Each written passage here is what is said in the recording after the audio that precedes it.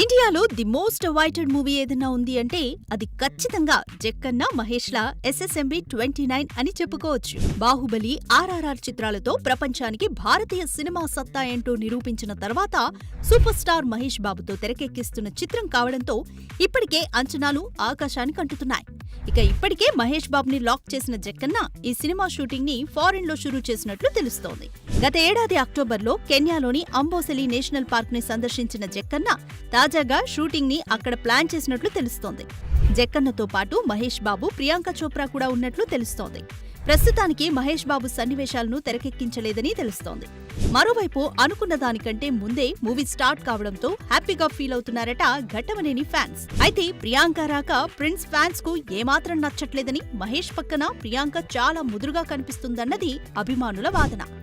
ప్రియాంక వయసు 42, మహేష్ తో పోలిస్తే 7 ఏళ్లు చిన్నదే. కాకపోతే ఈ జోడీ అంత చూడముచ్చటగా ఉండదన్నది హీరో ఫ్యాన్స్ భయం. చూడాలి మరి నిజంగానే వీరిద్దరూ జోడీ కడుతున్నారా లేక మరేదైనా ఇంట్రెస్టింగ్ రోల్స్ పోషిస్తున్నారా అని. For more videos like this, subscribe Big TV channel.